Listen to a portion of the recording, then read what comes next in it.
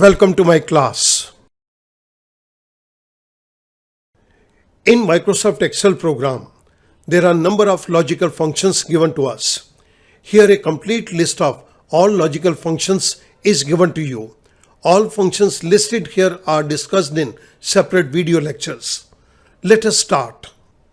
इस particular video lecture के अंदर मैं बात करूंगा XOR, that is exclusive or function.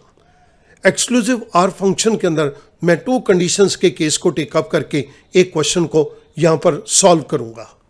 आइएगा मूव करते हैं XOR एक्सक्लूसिव आर फंक्शन की तरफ with two conditions. XOR function, it refers to exclusive OR function. This function is a variation of OR function और इसका सिंटेक्स हमें यहां पर नीचे दिया गया है, जिसके अंदर आर्गुमेंट्स में लॉजिकल 1, लॉजिकल 2 दिया गया है. Logical 1, logical 2 are the conditions which needs to be checked. ये हमारी सारी कंडीशन है और इन कंडीशंस को हमने चेक करना है. Before we start with the question, मैं कुछ बेसिक्स को यहां पर क्लियर कर रहा हूं. इट रिटर्न्स ट्रू और false depending on the number of conditions. हमारी कंडीशंस कितनी है, ये ट्रू और फॉल्स उसके बेस के ऊपर हमें रिटर्न करेगा. Exclusive or function will return true only if majority conditions are false. जब मेजॉरिटी कंडीशन फॉल्स होगी तो ही ये हमें ट्रू रिजल्ट देगा, अदरवाइज ये हमें रिजल्ट फॉल्स देगा. स्टूडेंट यहां पर इसका कंपैरिजन देखिएगा. In the case of OR function only one condition needs to be true.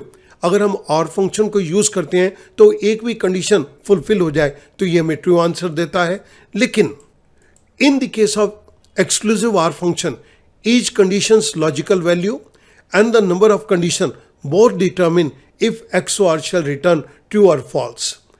Exclusive OR function के केस के अंदर जो हमारे पास कंडीशन के अंदर लॉजिकल वैल्यू दी गई है और उसी के साथ साथ कितनी नंबर ऑफ कंडीशंस दी गई हैं, ये दोनों चीज़ें डिटरमिन करेंगी कि आंसर ट्रू होगा या फॉल्स होगा.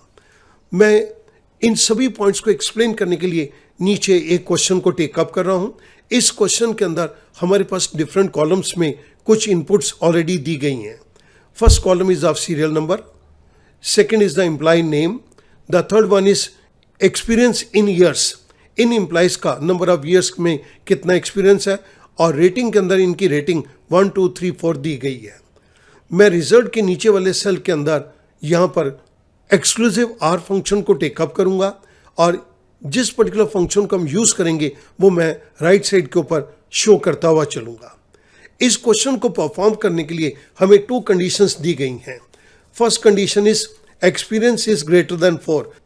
एक्सपीरियंस के केस के अंदर मुझे चेक करना है क्या एक्सपीरियंस 4 से ज़्यादा है. रेटिंग के केस के अंदर मुझे चेक करना है क्या रेटिंग के अंदर ये 3 से ज़्यादा है.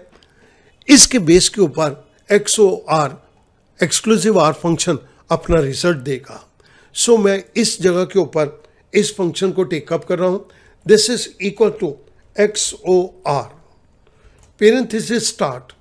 मुझे सबसे पहले एक्सपीरियंस को चेक करना है. C11 is greater than 4, comma. आप देखिएगा C11 के अंदर वैल्यू है 6. क्या 6 4 से बड़ा है? Yes, it is true, comma. Second logical value is rating. Rating के केस के अंदर यहां पर हमारे पास वैल्यू है D11. D11 के अंदर वैल्यू दी गई है 4. Is 4 greater than 3? यहां पर तो ये दोनों ही कंडीशंस मीट कर रही हैं. जहां पर दोनों कंडीशंस मीट कर रही हैं ये हमें आंसर फॉल्स देगा.